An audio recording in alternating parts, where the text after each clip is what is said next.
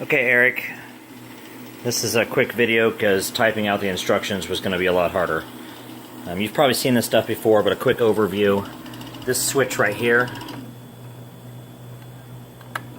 controls the workflow. Up here, you've got the temperature of the mash, hot liquor tank 2 and hot liquor tank 1.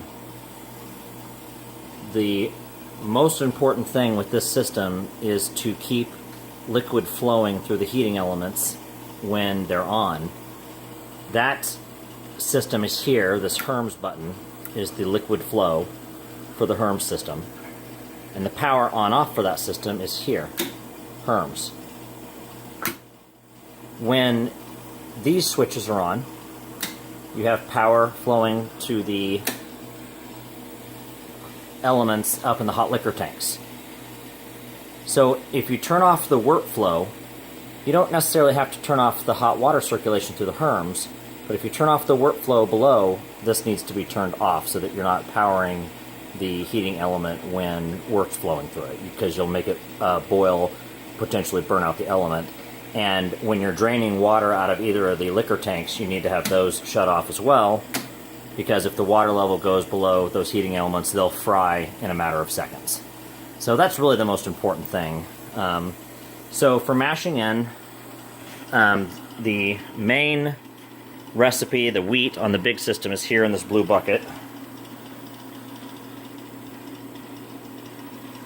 And so what you'll do is shut off the workflow after you've turned off the heating element power here.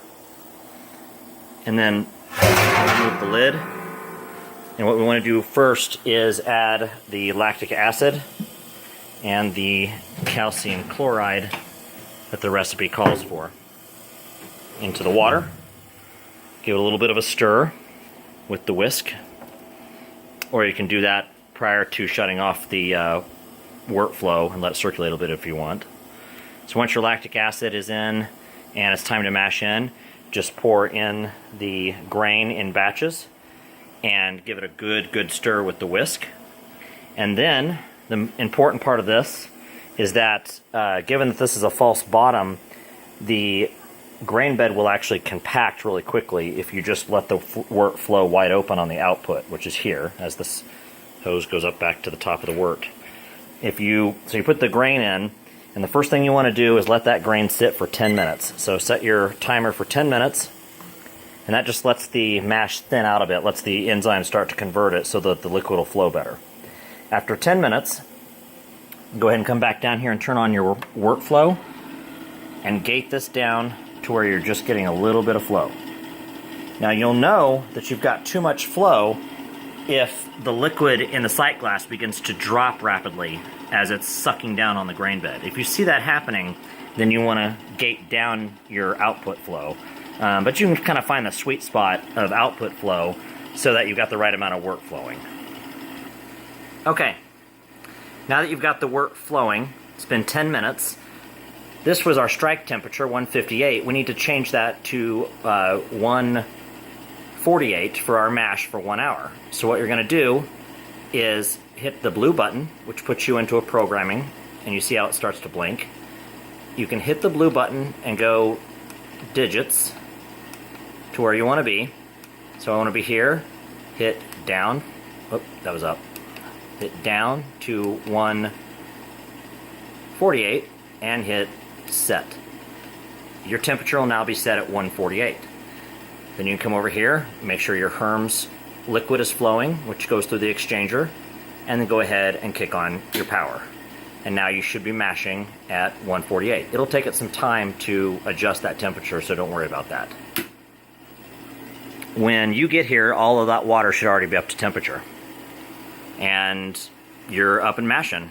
You go ahead and set your timer to 1 hour, which will give us a 1 hour and 10 minute mash time, which should be about right. Okay, for the small system, hopefully you brought your mash tun, as the other one's not going to be ready yet. Here's in the blue buckets is the grain for that. What you'll want to do is take the prescribed amount of water for that recipe from, I would recommend hot liquor tank 1, which should be sitting at about 168 degrees. That should put you at a good temperature to raise the mash tun. Go ahead and use your thermometer here to check the temperature of the mash tun to get down to your strike water temperature and mash in after you make your chemical adjustments. So it should be the same as you're used to on that. There's a hose over there for getting water out of the liquor tanks.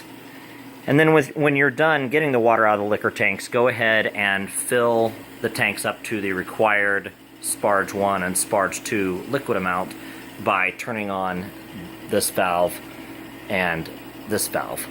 Just be really careful to not do anything else when you do that, because every time I do that, I go and do something else, start paying attention to something else, and I overflow the tanks.